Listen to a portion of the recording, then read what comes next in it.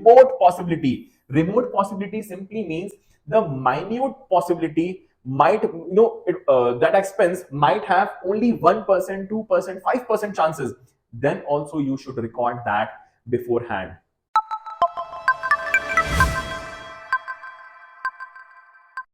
Hello students, I hope all the topics, all the concepts which we have learned till date are very much clear to you.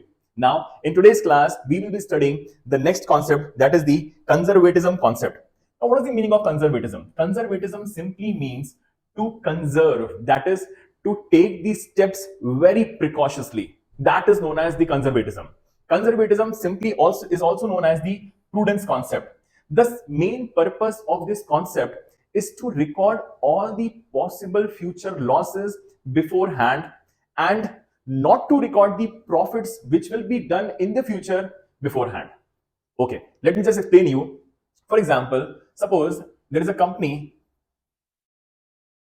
whose name is company A. Suppose there is an investor who has invested 10 lakhs into our business.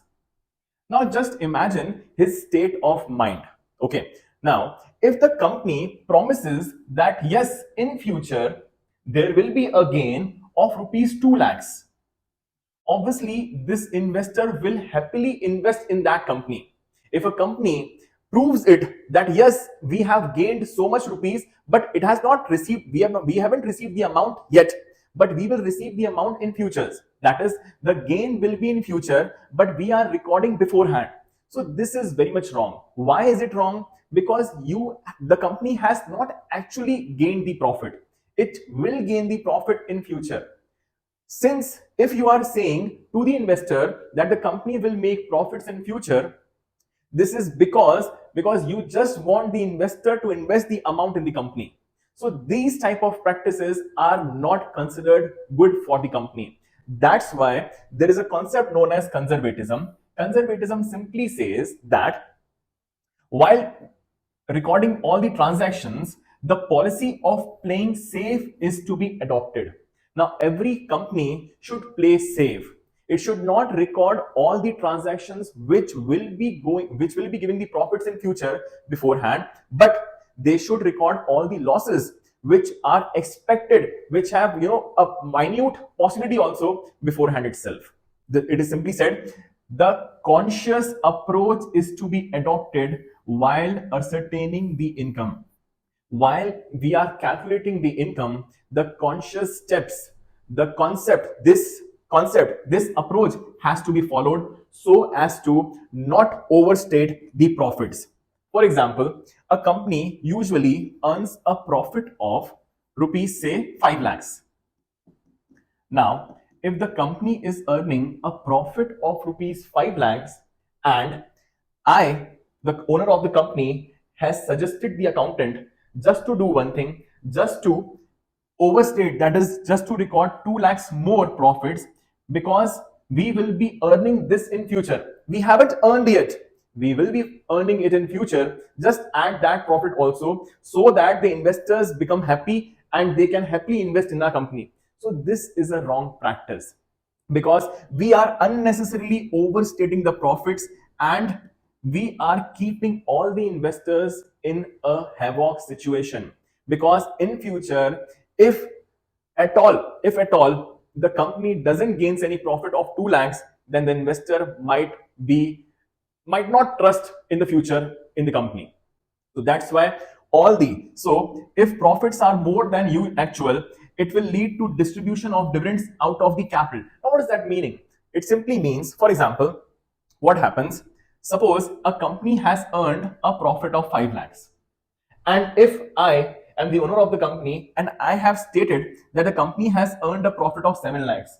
Now, what will the investors say? Investors are basically the owners of the company. They are simply interested in the profits of the company because out of the profits which a company has earned, they will also get some part of that profit, which is known as the dividend. So dividend is basically a part of profit which is distributed among the shareholders at the end of the year. Since the company has made much of the profits, that will be distributed at the end of the current year. Is that clear? Now, the question arises, if the company has earned only 5 lakhs and the company is showing 7 lakhs. Now, just imagine the shareholders will want all the full 7 lakhs to be distributed to the shareholders, obviously. Am I correct? But actually, the firm has earned how much? 5 lakhs. Now, the 7 lakhs, the distribution of 7 lakhs is basically out of the pockets. Now, that simply means, suppose the investor has invested 10 lakhs into the business, okay, and he should get how much? 5 lakhs as the profit. Company has earned 5 lakhs, only the profit. But if the company is distributing 7 lakhs, now the question arises, from where will it get extra 2 lakhs? From what is the main source where the 2 lakhs will come? Obviously, the 2 lakhs will be paid out of the investor's money only. So that's why it is basically reducing the capital. Are you getting my point? It is simply reducing the capital. You have invested 10 lakhs into the business. The profit you have earned is rupees 3 lakhs. Suppose, let's give you another example. Suppose there is a company and simply a owner. A simple example, there is an owner who has started the business. Now, at the time of starting of the business, what did he do? He invested rupees 5 lakhs into the business. Now, the business has 5 lakh rupees worth of cash with it, from which it purchased the machinery, it did all the operations, all the activities in order to run the business. And at the end, the company has earned a profit of, say, rupees 1 lakh. Okay. After investing 5 lakhs, the company has earned a profit of how much? 1 lakh. Now, this 1 lakh, the business owes to the owner, because owner is the person who is doing the activities. Owner is the person who has taken the risk to start the business and to run the business. So this full profit is owed by the firm to the owner. Now, just imagine, if the business says that the company has earned a profit of 1,50,000, now what will be the scenario? First, let's take an example when the company has earned actually 1 lakh and 1 lakh is being distributed to the owner. What will be the scenario? Since the amount of capital which was invested in the business, that was only 5 lakhs. Now, since this is the liability of the firm towards the owner, because the owner has invested 5 lakhs. Now, 1 lakh is also the liability of the firm towards the owner. So after the calculation of profits, these two are clubbed. These two are added up to make the capital 6 lakhs. Now, in short, the company owes to the owner 5 lakhs capital and 1 lakh worth of profit. Now, what does that owner do? Owner withdraws this 1 lakh from his capital of 6 lakhs. Since the profit was already added to the capital, he simply withdraws 1 lakh from that capital. So again, the capital will come back to how much? 5 lakhs only.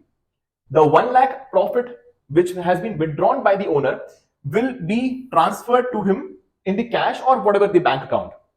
So it has not reduced the initial capital investment. The initial capital investment is intact.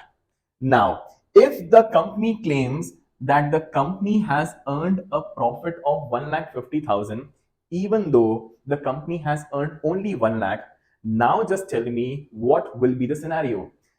What will happen, since the capital was of 5 lakhs, the company has earned actually the profit of 1 lakh. So the total amount comes to 6 lakhs. Okay. But the information given to the users, the information given to the ultimate owner is rupees 1,50,000. So obviously the owner will demand 1,50,000 out of this business. If I deduct 1,50,000 from this capital, the capital will remain in the business, that is, the balance will be of only 4,50,000. That simply means 1,50,000 which has been withdrawn from the business is of two parts. 1 lakh, the actual profit has been withdrawn. Apart from that, a part of capital has also been withdrawn, since the information which was given to the user or to the investor was wrong. So this is how the capital gets reduced. So that has been written.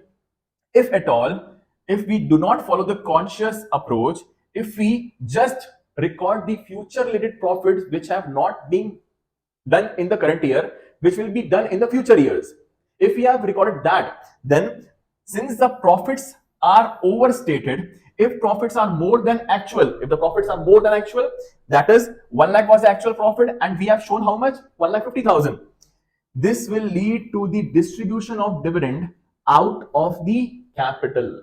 As we just saw, we distributed the amount of 1,50,000. 1 lakh was the profit. The excess of 50,000, which was distributed among the owners, is being taken out of the initial capital investment. So this is the wrong case. This should not be the case, because ultimately at the after some period of time, the full capital will be exhausted and the company will remain with no capital. Is that clear? That's why we have to follow the conservatism approach. We have not to record the unnecessary profits or the future profits. So it is totally not fair to reduce the capital. Okay. Next. Now, profit should not be recorded until realized. It is basically said profits should not be recorded until realized. Obviously, till the day you are not actually receiving the amount, till the date you are not actually earning the profits, you should simply not record that profits. But all the losses, even if the losses have the remote possibility simply means the minute possibility might, that expense might have only 1%, 2%, 5% chances, then also you should record that beforehand. Even though the expense will be taken out in the next year, will be incurred in the next year, but you will have to record it in the current year itself. Is that okay now? So the profits, the future profits are simply not to be recorded, but the future profits are not recorded, but future losses and future expenses must be recorded in order to calculate the exact profit of the current year. You should take the conservatism approach, you should take the conscious approach in order to calculate the profits. Next. Now, for example, the closing stock, as I just told you, the stock which is remaining or which is lying with us can be recorded at two prices. First is the cost price at which these stock were purchased. Second is basically the market price at which the present value of that stock is getting marketed. Okay, so if at all the cost price is higher than market price, then you should record it at market price. If at all the market price is higher than the cost price, then you should record it at the cost price. This simply means to record the closing stock at the lower price, whichever is lower. That has been written. If the closing stock, the cost of the market value, whichever is lower, has to be recorded. That is, the closing stock, the cost, or else the market value, whichever is lower, is to be recorded to ascertain the profits of the company. This was one scenario. The second one is the making the provision for doubtful debts. Now, what is the meaning of doubtful debts? What is the meaning of debts? Debts are basically the debtors. Debts are basically the debtors. Now, who are debtors?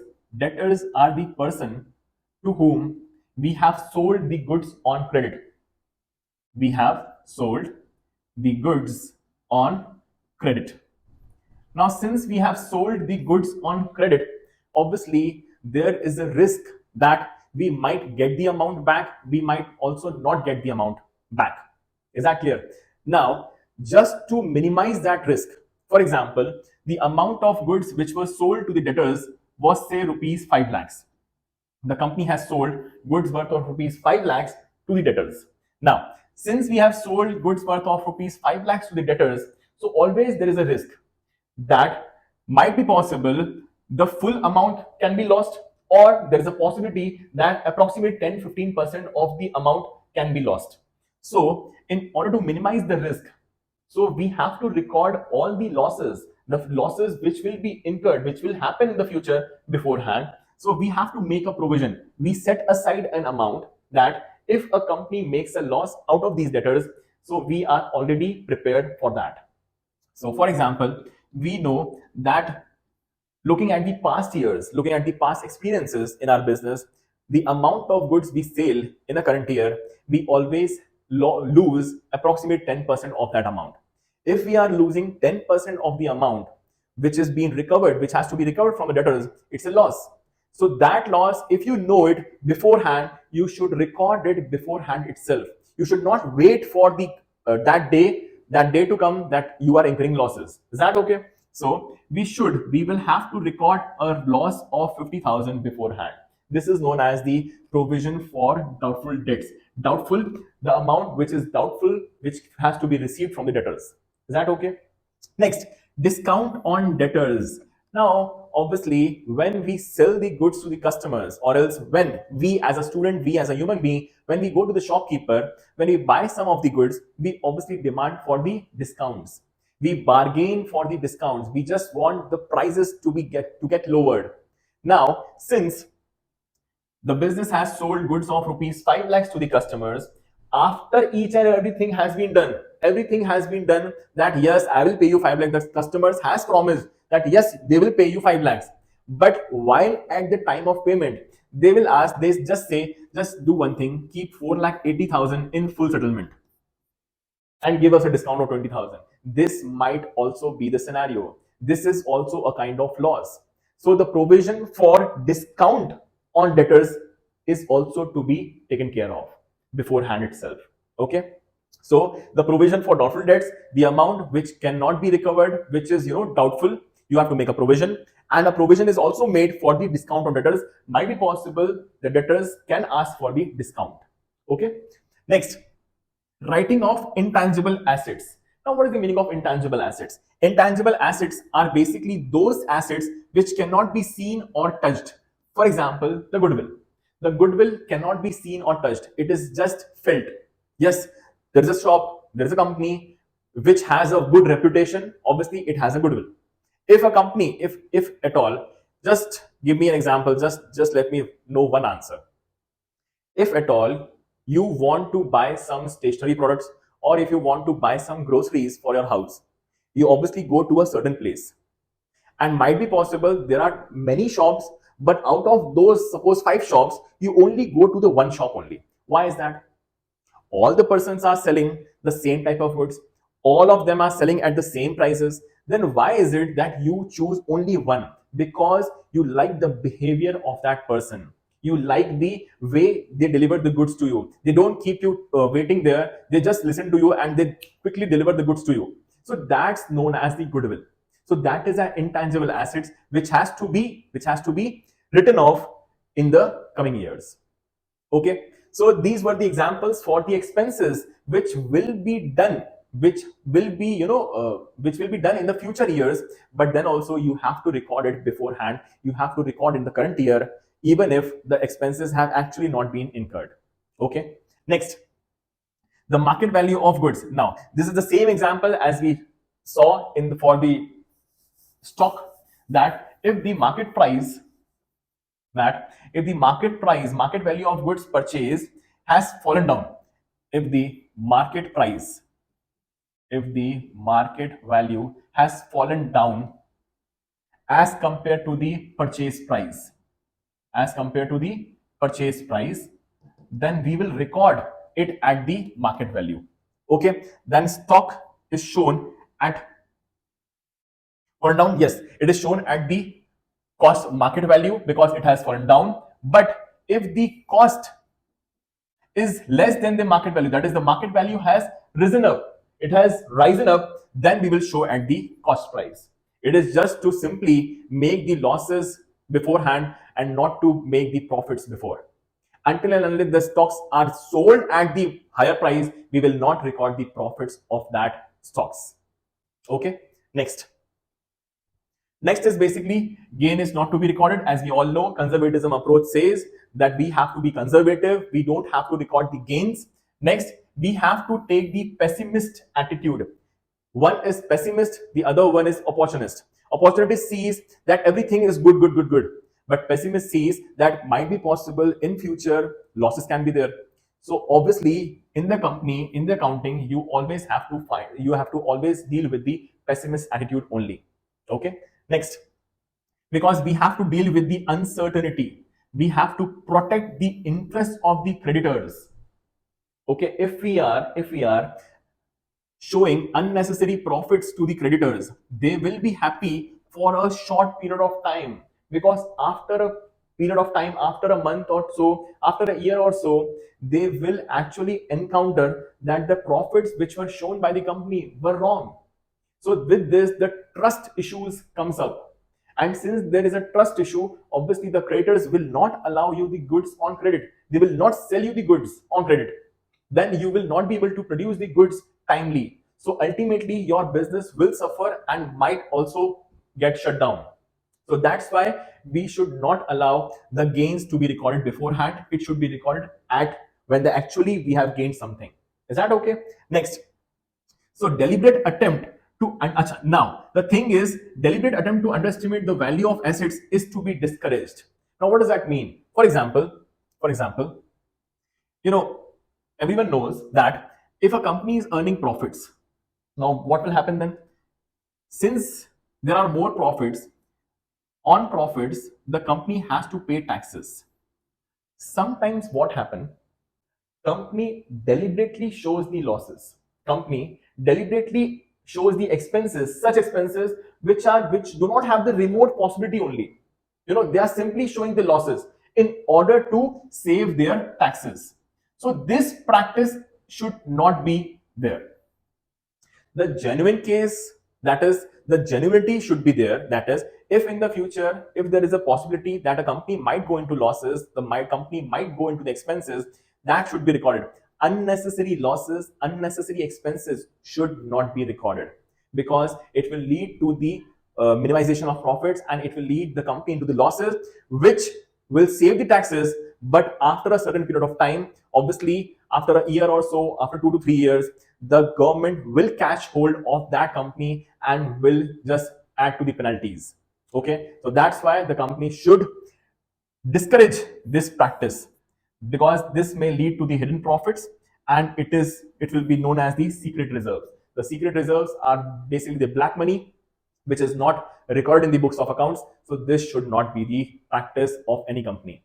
They should follow conservatism approach, but not so much so that the company may go into losses. And they have a hidden profit. Obviously, the company will earn profits, but it is not showing. So what it is a hidden profit. It is a secret reserve which a company has maintained. So this should not be the scenario.